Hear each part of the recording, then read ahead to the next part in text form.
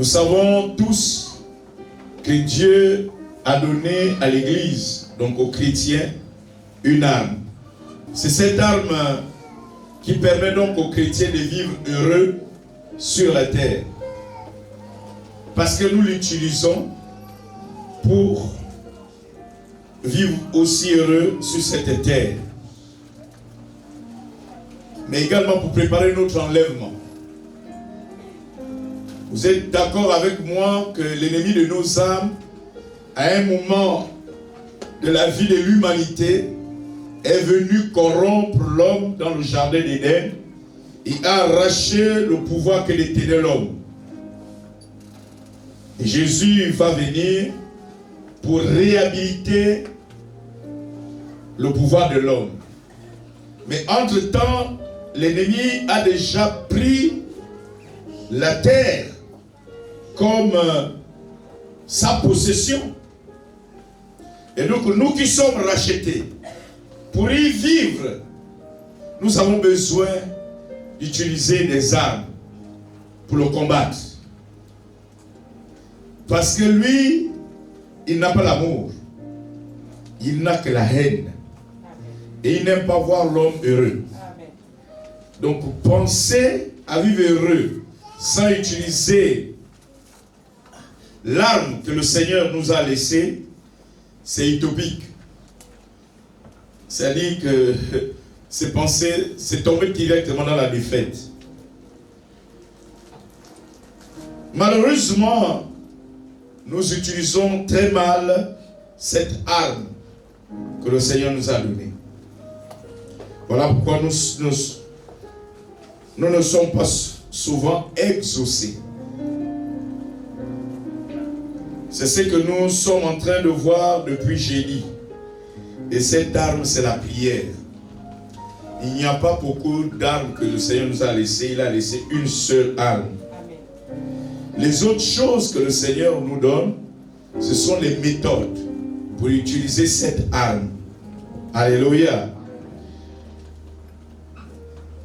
Donc nous avons commencé depuis jeudi à développer les méthodes de l'utilisation efficace de cette arme qu'on appelle la prière. Jésus-Christ lui-même nous a donné une stratégie, une méthode pour rendre la prière très efficace. Et cette méthode que nous allons voir ce matin, c'est le jeûne. Donc le thème de notre communication, c'est le mystère du jeûne. Bien. Il y a donc un mystère dans le jeûne. Si nous ne voulons pas, si nous voulons vivre heureux sur la terre, nous sommes dans l'obligation d'utiliser la seule arme que Dieu nous a laissée, la prière, et de rendre cette arme efficace et très efficace. Et donc nous sommes en train de donner des éléments qui rendent cette arme très efficace. Jeudi, nous avons vu la prière par le Saint-Esprit. Et nous avons montré l'importance, alléluia, de prier en langue. Alléluia. Amen. Nous avons vu que quand tu pries en langue, la seule personne qui te comprend même, les autres t'écoutent, mais qui te comprend, c'est Dieu. Les autres comprennent seulement les balbutiements, des paroles inexprimables. Mais Dieu seul t'écoute. Donc pendant que tu dis Dieu, je veux le pain, Satan est désactivé. Il écoute, mais il ne sait pas ce que tu viens de dire. Parce que la seule personne qui écoute le langage de Dieu, c'est Dieu. Alléluia.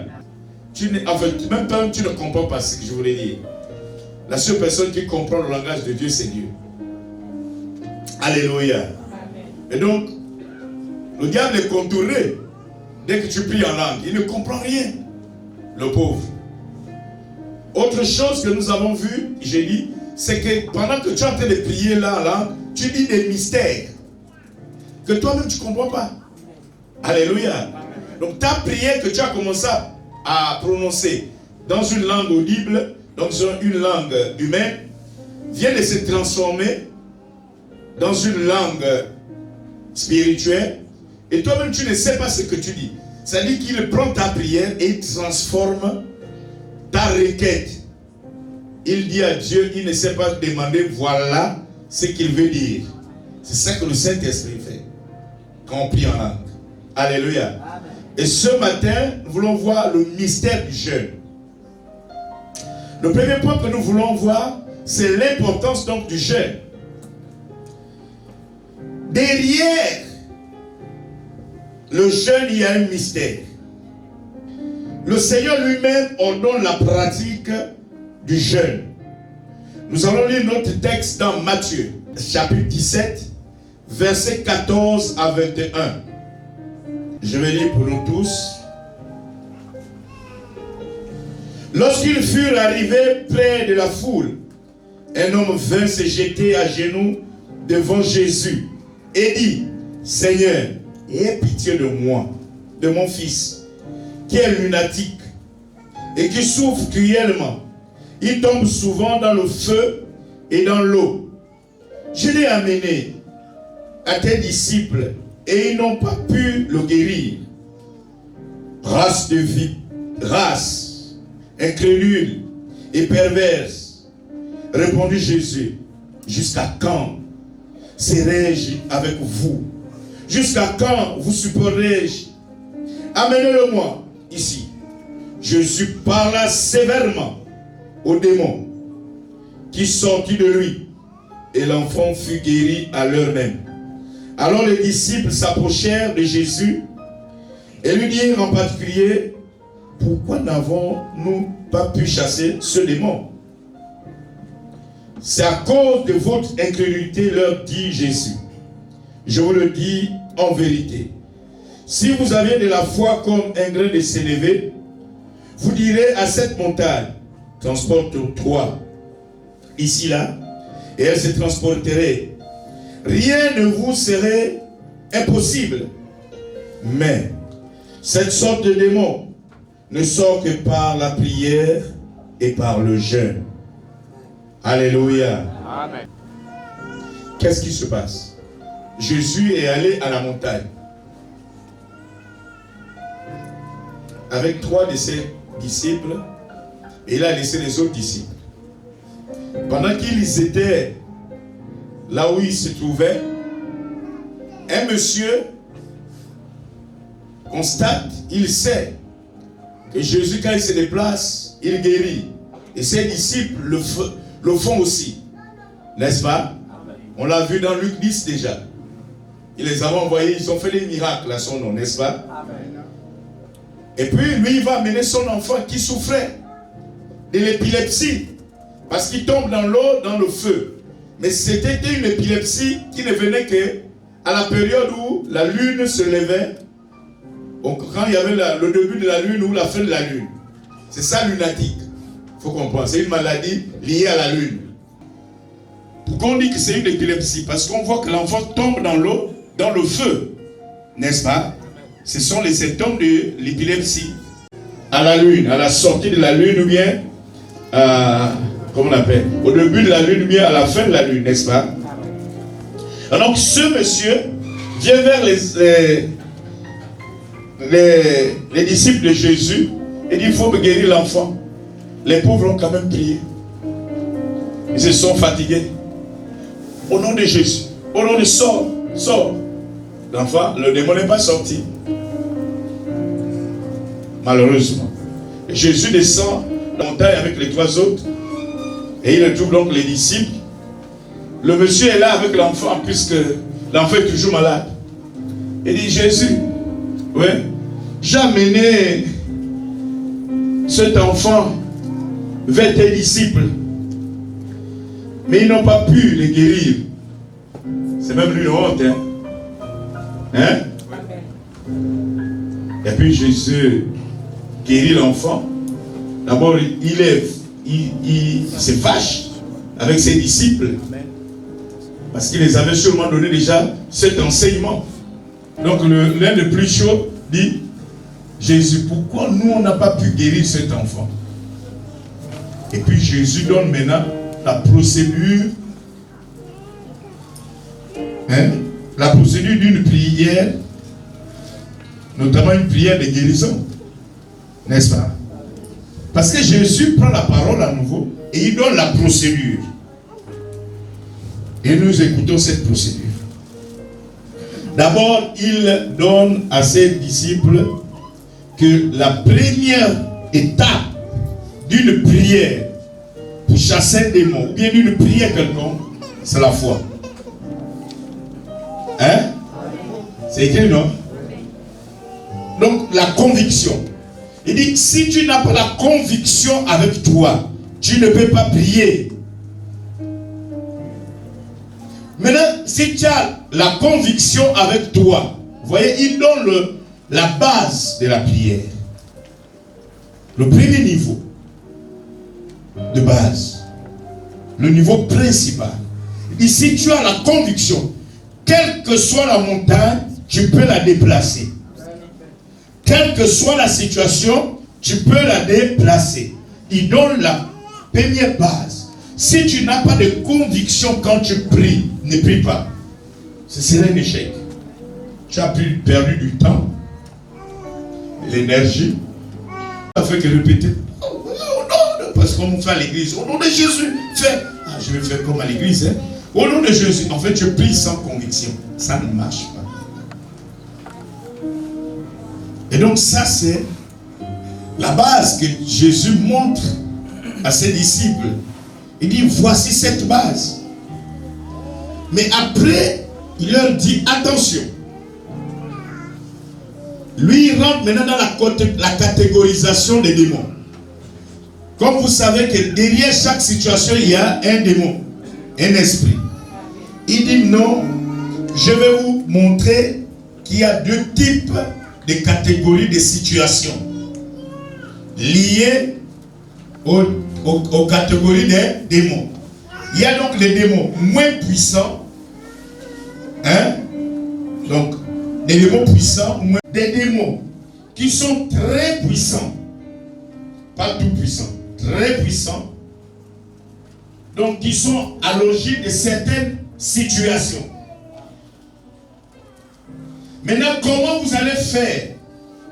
Parce que quand tu pries simplement, les démons de la première catégorie, tu peux les chasser. Tu peux donc être exaucé aux premières situations. Aux situations numéro 1. Au type 1, n'est-ce pas? Ça va, c'est clair? Ok. Mais les situations rudes, des situations difficiles, des situations où derrière il y a des démons très puissants, il faut ajouter à ta prière une autre stratégie puissante, le jeûne. Si derrière cette situation que je traverse est un démon moins puissant ou plus puissant, mais ça peut s'expliquer. Parce que quand nous avons des situations, nous prions. Si ça part, c'est un démon moins puissant. Si ça résiste, c'est un démon puissant. Je dois savoir maintenant désormais la procédure. Tu pries pour un poste de travail. Ça ne marche pas. La réponse c'est quoi? C'est que derrière la situation que je traverse là, il y a des démons puissants. Je dois passer à une autre étape. Voilà pourquoi on n'est pas exaucé. Tu vas continuer à prier et à se lamenter. Mais Jésus est clair. Il dit, cette sorte de situation, cette sorte de démon, n'est-ce pas, ne se libère comment? Qu'avec la prière associée au jeûne. C'est aussi clair. Nous avons écrit notre Bible. Notre Bible, c'est que le pasteur est très puissant. Si ça coince, le pasteur est une aide que le Seigneur met pour t'aider, pour t'orienter, pour t'accompagner dans ta prière, Mais nous avons créé notre Bible où le pasteur est le dernier niveau de ma situation. C'est ce qui fait en sorte que si je passe chez tel pasteur, si ça n'a pas marché, je crois qu'il n'est pas puissant, je change de pasteur. Parce qu'on a écrit notre Bible. Mais la procédure n'est pas celle-là. La procédure que si j'ai prié, si ça n'a pas marché, je dois associer, je dois rendre ma prière efficace, très efficace. Je dois l'aiguiser avec le jeûne. Malheureusement, plusieurs chrétiens pratiquent le jeûne sans le comprendre.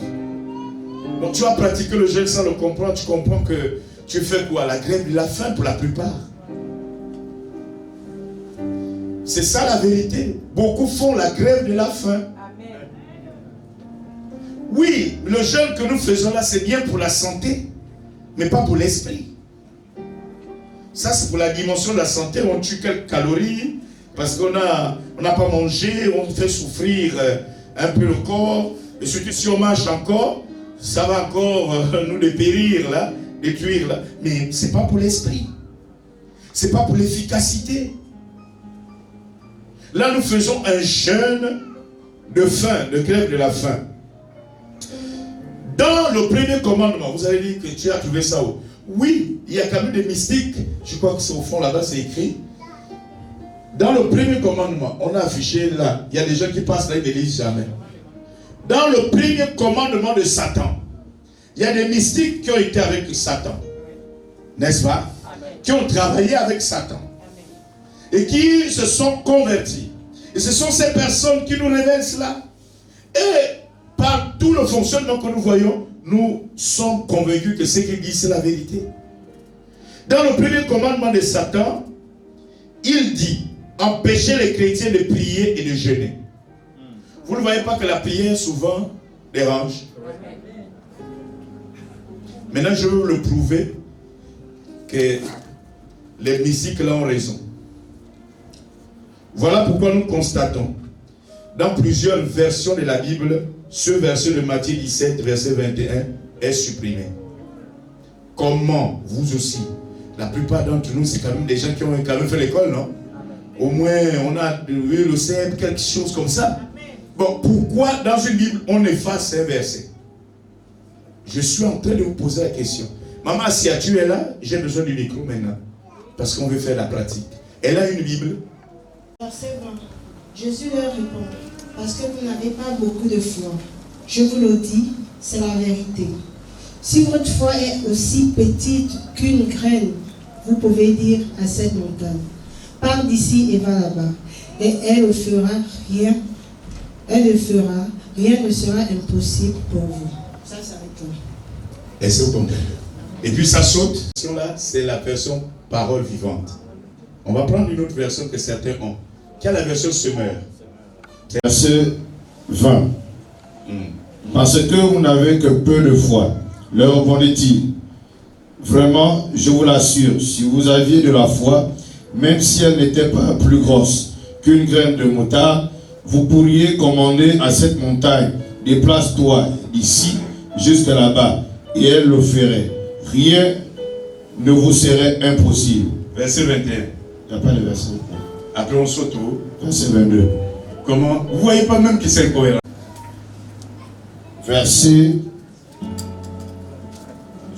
20 existe. Oui, le 20 existe. 14, 22 là. Il n'y a pas 20. Il n'y a pas 21. Si, 20 existe. Oui. Parce est-ce que 21 est? Non, il n'y a pas 21. Est-ce qu'il y a 22? Il y a 22. Vous voyez, non? C'est pas la peine de... Elle est produite, elle est multipliée comme vous voulez par des sociétés. Mais ces sociétés ne sont pas forcément des sociétés chrétiennes. Ce sont des religieux. D'après vous, pourquoi on a enlevé ce verset? Mais c'est parce que c'est un verset qui fait trembler le monde des ténèbres. Parce que dans ce verset, on dit la vérité. Et peut-être que les gens n'ont pas compris. Hein?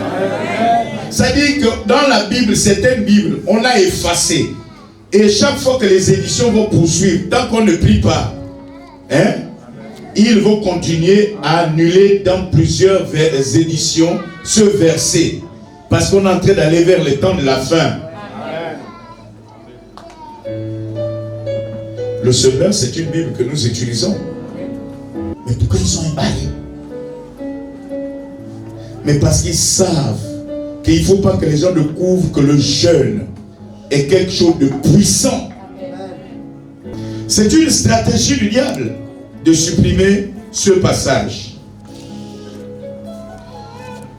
Dans la partie B, dans le point 2 que nous allons voir quelques exemples des gens qui ont utilisé le jeûne. Nous avons l'exemple de Josaphat. Dans 2 Chroniques chapitre 20. 2 Chroniques chapitre 20. Les versets 3 et les versets 21 à 26. Verset 3. Dans sa frayeur, Josaphat disposa de chercher l'Éternel et il publia un jeûne pour tout Juda.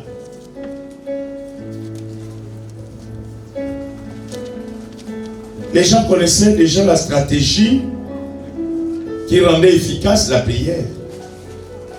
Si Josaphat n'avait pas fait ça, il ne devait pas obtenir la stratégie que Dieu l'avait donnée par la suite.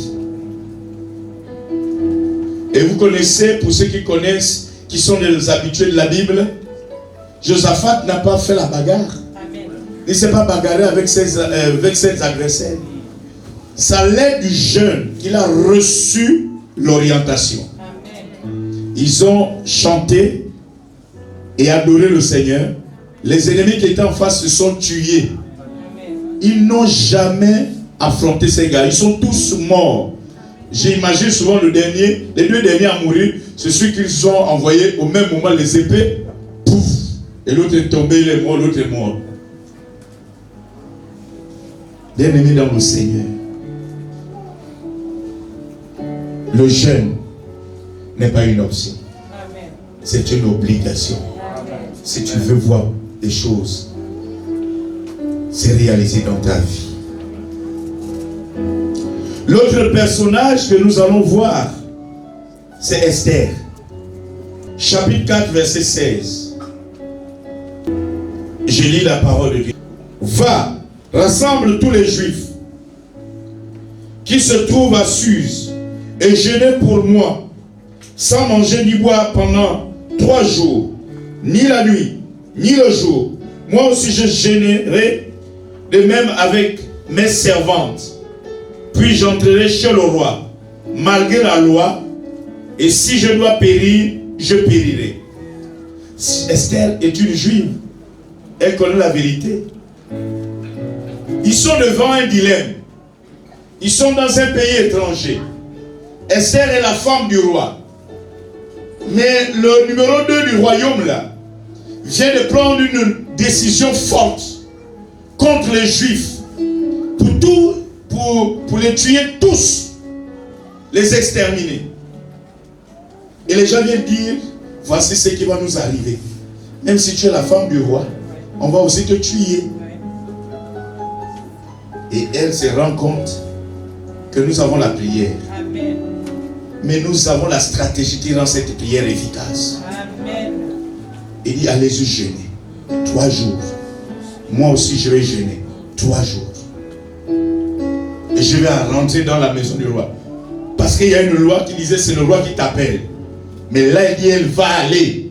Si pour mourir, elle doit mourir. Amen. Mais elle a confiance, elle sait que le jeûne est efficace. Amen. Les choses ont changé en faveur des Juifs et d'Esther en Suse. On doit jeûner pour toutes les situations qui nous résistent. La Bible dit, cette sorte de démons ne part que par le jeûne et la prière et le jeûne.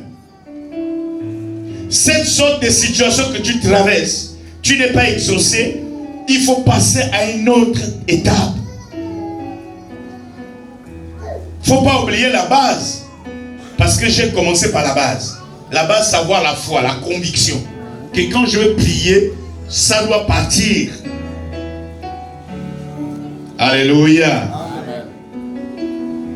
Maintenant, nous passons au troisième point pour comprendre, mais c'est quoi le jeûne? N'est-ce pas? C'est quoi le jeûne? C'est bon? Donc, le jeûne, c'est quoi? Le jeûne, c'est permettre à la partie spirituelle d'être nourrie pour que je puisse tirer autant de puissance. Parce que nous avons vu que la puissance, je le tire où? Dans la partie spirituelle. Donc le jeûne va consister à priver la partie matérielle, la partie physique, la chair, le corps. Je dois le priver cette partie. Quand je vais priver cette partie, je ne reste pas comme ça. Je dois maintenant nourrir l'autre partie.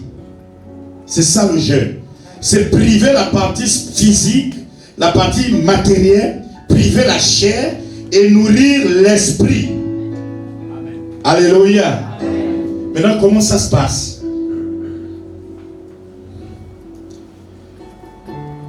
Quand je veux jeûner, le vrai jeûne, je m'abstiens de faire du mal, de montrer aux gens que je suis dans le jeûne, tout ça. On connaît ça dans Ésaïe 58, n'est-ce pas?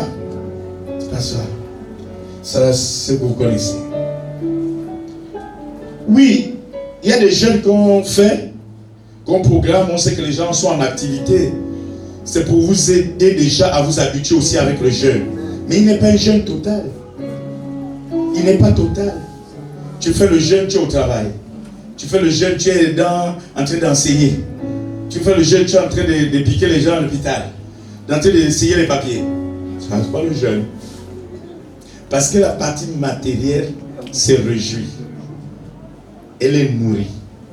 Le vrai jeûne, on s'abstient de toutes les activités qui font plaisir à la chair. On ne mange pas. On ne boit pas. Quand on veut se reposer, ce n'est pas sur le lit de matelas. Ce n'est pas pour reposer le go qu'on a. Oh, tu mets la clé. Oh, non. C'est pas que tu es avec le téléphone tout le temps de jeûne. Tu es en train de regarder la télé. Ça, c'est pas le jeûne. Tu réponds à tous les coups de fil. Tu es heureux. Ça, c'est pas le jeûne. J'espère que vous êtes en train de comprendre. Parce que les gens jeûnent, ils disent j'ai jeûné. Tu n'as pas jeûné. Tu as fait un jeûne partiel. Ça, c'est le jeûne partiel. Parce que tu t'es pas abstenu de priver la chair totalement. Il faut, la première partie, c'est priver la chair. Donc, identifie toutes les activités qui font que la chair soit nourrie. Tu prives la chair. Maintenant, à l'inverse, tu nourris l'esprit. Donc, pendant tout ton temps de jeûne, c'est la louange et l'adoration. C'est la méditation. C'est la prière. Il n'y a que ça. Il n'y a que ça. Tu ne fais que ça. Tu ne fais que ça. Parce qu'il faut te nourrir. C'est pas, il n'y a pas de repos. Tu veux prendre un temps de repos, mais après tu reprends les méditations, lecture de la Bible, prière, adoration, louange. C'est ce que tu dois faire. C'est ce qu'il faut faire. Le jeûne n'est pas facile. Quand j'écoute les gens dire, ce qu'on fait, ce n'est pas le jeûne. On essaye d'apprendre, mais ce n'est pas le jeûne. Moi, quand j'ai une situation qui me perturbe, je me retire. Et quand je jeûne, ma femme qui partage ma vie depuis plusieurs années, elle sait. Voilà pourquoi j'ai dit non, je vais prendre le temps. Je ne jeûne pas trop. En dehors des jeûnes partiels qu'on fait là pour aider tout le peuple, on veut faire quand même. Mais quand j'ai une préoccupation, quand je décide d'aller, de régler le problème à Satan, je m'éloigne. Je vais régler le problème à Satan. Je me prive.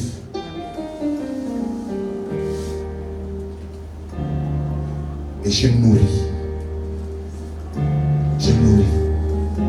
Mon esprit doit être saturé de sa présence. Vous êtes en train de comprendre que le jeûne n'est pas facile. Ce qu'on fait là, ce n'est pas le jeûne. On est au début de quelque chose. Maintenant, il faut amplifier. Vous êtes en train de me suivre? C'est quand tu sors du jeûne. À chaque fois que je suis sorti d'un temps de jeûne total, ma femme me dit toujours, ton visage est différent. Tu as frotté quelle crème pendant ces jours-là? Je n'ai pas frotté de crème. Parce que tu es différent. J'essaie, je me rappelle, je ne sais pas, quand j'ai fait certains jeûnes, quand j'arrive, j'appelais souvent certains collaborateurs, d'abord ma famille, et je priais avec les enfants. Je vois l'onction qui descend, sans forcer. Parfois j'appelais certains collaborateurs, je suis descendu de la montagne, si vous comprenez, c'est une expression. Et puis je prie, je vois l'onction. Moi-même, je me sens différent.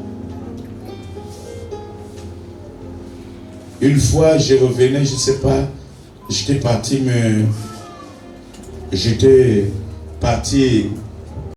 c'est pas quelqu'un qui m'a enseigné sur le jeûne, c'est le Seigneur lui-même. Voilà pourquoi quand je vois les gens perturbés avec les problèmes, même quand il y a des situations qui arrivent, ma femme est là, elle sait quand je prends quelque chose, quand quelque chose me dépasse, je prends ça, si je ne veux pas rester là à la maison, non, ça c'est pas la prière que je vais faire. Je vois seulement, bon, dans l'argent là, donne-moi 2 jours là, pour 2 nuitées là, je me retire dans un hôtel. Parce que je vais aller régler le problème. Et quand j'arrive, je me concentre. J'ai récemment une puce que mon fils m'a donnée avec le téléphone, ils appellent ça allô allô. C'est juste à la fin de chaque, souvent j'appelle le soir un peu tard, j'ouvre, j'appelle ça va là-bas, oui, ok, je le fais. Je ne suis pas en contact.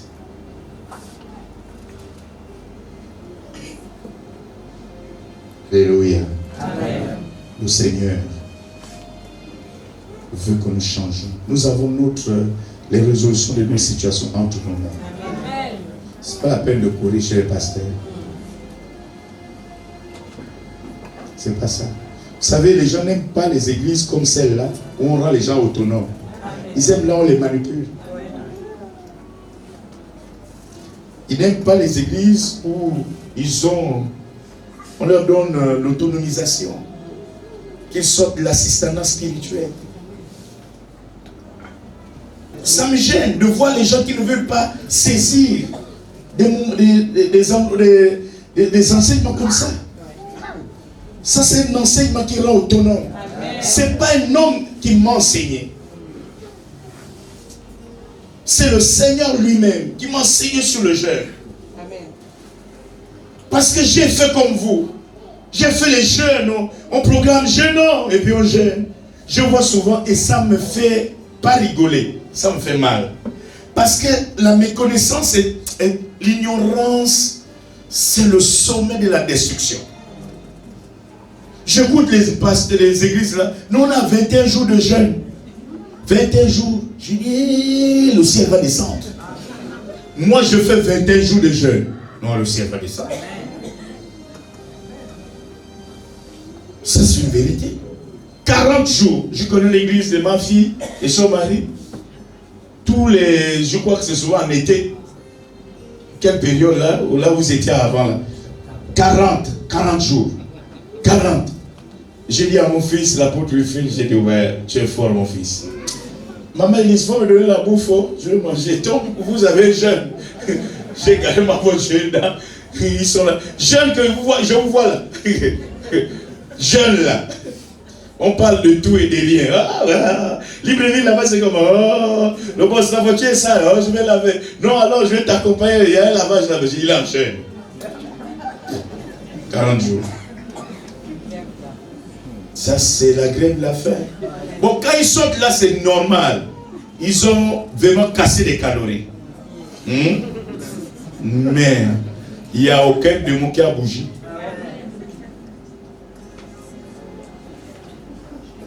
Nous voulons rendre les gens autonomes. C'est ça l'objectif d'un homme de Dieu véritable. Pas maintenir les gens dans une posture que c'est lui qui connaît, les autres sont nuls. Non. Non. Si nous comprenons ces enseignements que nous donnons, mais je crois que chacun de nous devait vivre une période très heureuse sur cette terre. Dieu ne peut pas créer une terre et donner ça à son pire ennemi. Comment vous pouvez comprendre ça vous aussi? C'est une chose qui m'a révolté un jour. Parce que j'écoutais souvent, là où je suis né spirituellement, là où j'ai grandi aussi spirituellement, tu écoutes, non, la terre là c'est pour le diable. Oh, la terre là c'est pour le diable. Un jour j'ai dit non. Il y a ces, oui, c'est nos pères, ils ont enseigné l'évangile. Mais moi-même je vais un peu regarder. Quand je regarde les Écritures, c'est pas ce que la Bible me dit. Alléluia. Comment la terre là peut être pour le diable? Comment Dieu a créé la terre? Il dit, mon pire ennemi, je te cède la terre. Non.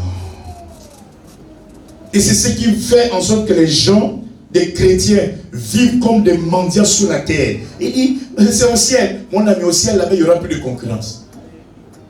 C'est ici qu'on doit prouver qu'on est chrétien. Au ciel, tout le monde est dans le paradis. Quand on sera là-bas, c'est entre nous-mêmes. Tu vas faire le blasing avec. C'est ici que je vais démontrer que Dieu est puissant, que je suis l'héritier de Dieu. Tu vas accepter tous les jours être manipulé. Ah, la douleur est passée ici. Ah, c'est déjà ici. Aïe, aïe, aïe. C'est ici. Oh, c'est ici. C'est quel christianisme? Elle est en train de partir à l'église. Laisse chez toi. Tu souffrais avant. Tu es parti à l'église, tu souffres toujours. Mais comme il y a les pasteurs qui vont te dire, non, ça va aller. Ça, c'est le mot des pasteurs. Il faut avoir la foi. Mais il est venu déjà. Il a la foi. Il veut déjà. Il a déjà envie de. Il veut. La foi là, c'est à croire, non? La foi de base. Les amis, nous devons démontrer au monde entier. Qu'est-ce qu'il va faire? Vous savez, l'évangile de demain, l'évangélisation de demain, c'est pas dire à quelqu'un, Dieu t'aime. Il faut dire ça chez le blanc. Vous qui avez fait, moi je n'ai pas encore fait l'Occident. Ça arrive, c'est pour aller prêcher l'évangile, mais leur vie là-bas, je ne peux pas supporter. Sauf si le Seigneur me donne une autre stratégie. Il faut dire aux petits Français, ou bien un Anglais, Dieu est bon. Dieu c'est mon portefeuille, hein, mon ami. Il te dit ça bien. Nous devons prouver que Dieu est bon par notre vie. Il faut que les gens voient. Il fait comment? C'est vous qui pensez, parce que les chrétiens sont toujours maboule. Quand quelqu'un réussit, il est dans la loge. Mais le gars de la loge, il sait que le gars là n'a pas la marque du diable. Comment il fait pour réussir?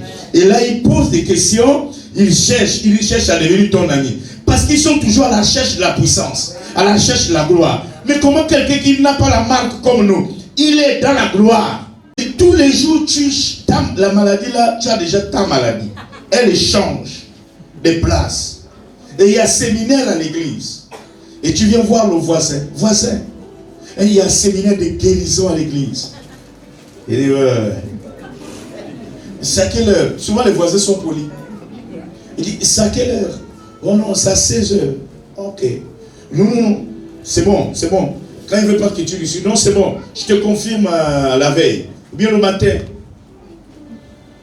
Après, il part voir sa femme. Chérie, le voisin, il veut m'amener, il veut me rendre malade comme lui. C'est normal. Tu es tout le temps malade. Tu dis, il y a un séminaire de guérison. Chez toi à l'église. Le voisin va venir, il te voit tout le temps, tu es plaintif. Vous qui travaillez, les gens vous voient, tu es toujours là. Tu ne sais pas quelqu'un qui peut me prêter? Prêt par intérêt. Tu attends. Lui, il va venir chez toi pour avoir les prêts par intérêt aussi. Non. C'est ça la vérité. C'est ça. Le christianisme doit être différent. Nous devons nous révolter. Ne soyons pas dans un matelas bizarre. N'acceptons pas, oh non, c'est ça. Ça, c'est la religion. Sortons de la religion, devenons des chrétiens.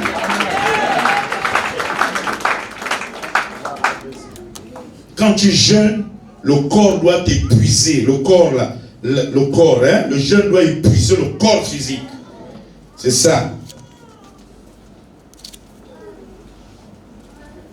Bien-aimés, je viens de vous donner une stratégie qui change tout. Je n'ai pas jeûné. Je n'ai pas pris un temps véritable de jeûne avec des objectifs clairs et que j'ai échoué. Je vous dis, c'est pas facile de jeûner. Moi, je ne jeûne pas tout. Ce qu'on fait ici tous les jeudis, bon, j'appelle ça jeûne d'initiation.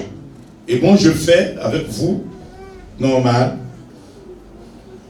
Mais quand je suis dans une situation, je ne jeûne pas beaucoup. Quand je suis dans un problème, je rentre en jeûne. J'ai la solution. Parce que c'est une concentration. Même quand on est professionnel, on peut prendre un jour, ce n'est pas un problème de multiplier les jours. Si le jeûne est, même en 24 heures, on peut changer beaucoup de choses. Amen. Un seul jour. Amen. Une concentration sérieuse. Amen. Le jeûne se prépare à la veille. Tu veux en jeûne, tu dis, je suis en jeûne. Tu as présenté, prépare le jeûne. C'est pas demain tu rentres dans le jeûne, je sens la soif. J'ai failli couper même le jeûne. Tu sens quelqu'un qui n'est pas préparé. Ça, c'est la distraction. Tu n'es pas obligé d'aller dans un hôtel. Tu peux t'enfermer dans ta chambre. Il y a des gens qui sont venus, j'ai vu quelques personnes faire des jeûnes. Ils viennent là, les cotilles, il n'y a plus les cours, l'école est finie. Même quand l'école est là. Quand les gens de l'école arrivent, tu bascules ici. Quand ils sortent, tu repartes à l'école. Pour avoir cette salle, tu es concentré. Les enfants qui vont crier dans le quartier, ce ne sont pas tes enfants. Parce que pour avoir que ça te pique, pour dire, ah, les enfants là, pourquoi nous on fuit? Je peux faire ça dans ma chambre. Mais tu sais que les petits là vont crier. Tu es obligé de t'éloigner. Parce que tu veux te concentrer. Mais il y a la salle là. Le courant là, c'est vous qui payez. Ce sont vos dîmes et vos offrandes qui payent ça. Même si c'est très machin, on vous encourage. Amen. Ouais, venir peut-être dans la grande salle, ça va utiliser 2 ou 3 climatiseurs. Mais il y a la petite salle. Passer toute une journée, toute une nuit là. Mais c'est puissant. Amen. Mais on se prépare. À la veille, Seigneur, je vais faire ça. Je vais jeûner pour tel ou tel motif. On ne parle pas avec 1000 sujets, tu ne seras pas concentré. On va avec un sujet précis, ou 2 au maximum. Mais je conseille, il faut, sinon tu multiplies les jeunes, fais un sujet par un sujet. Quand tu sors là-bas, tu vois les résultats. Amen. Alléluia. Bien-aimés dans le Seigneur, c'est ce que je voulais vous dire ce matin. On a une arme, c'est la prière. Il n'y a pas deux. Le jeûne n'est pas une arme. L'arme, c'est la prière. Le jeûne est une stratégie, est une méthode pour rendre la prière efficace. La prière par esprit, c'est une méthode, une stratégie pour rendre la prière efficace. L'arme que nous avons, c'est la prière. On peut faire beaucoup de choses. Alléluia. Amen. Est-ce que tu as compris ça ce matin? Si tu as compris, acclame le Seigneur.